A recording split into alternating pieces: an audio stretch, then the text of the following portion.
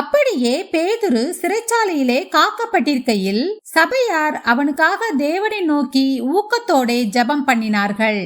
ஏரோது அவனை வெளியே கொண்டு வரும்படி குறித்திருந்த நாளுக்கு முந்தின நாள் ராத்திரியிலே பேதுரு 2 சங்கிலிகளினாலே கட்டப்பட்டு 2 சேவகர் நடுவே நித்திரை பண்ணி கொண்டிருந்தான். காவற்காரரும் கதவுக்கு முன்னிருந்து சிறைச்சாலையை காத்து கொண்டிருந்தார்கள். அப்பொழுது கர்த்தருடைய தூதன் அங்கே வந்து நின்றான். அறையிலே வெளிச்சம் பிரகாசித்தது. அவன் பேதுருவை விலாவிலே தட்டி, சீக்கிரமாய் எழுந்திரு என்று அவனை எழுப்பினான். உடனே சங்கிலிகள் அவன் கைகளிலிருந்து விழுந்தது.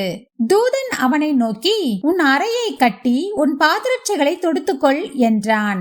அவன் அந்தபடியே செய்தான். தூதன் பின்னும் அவனை நோக்கி, உன் வஸ்திரத்தை போர்த்து கொண்டு என் பின்னே வா என்றான். அந்தபடியே அவன் புறப்பட்டு அவனுக்கு பின் சென்று தூதனால் செய்யப்பட்டது மெய்யென்று அறியாமல் தான் ஒரு தரிசனம் காண்கிறதாக நினைத்தான். அவர்கள் 1ஆம் காவலையும் 2ஆம் காவலையும் கடந்து நகரத்திற்கு போகிற இருப்பு கதவண்டையிலே வந்தபோது அது தானாய் அவர்களுக்கு திறவுண்டது. அதன் வழியாய் அவர்கள் புறப்பட்டு ஒரு வீதி நெடுக நடந்து போனார்கள். உடனே தூதன் அவனை விட்டு போய்விட்டான்.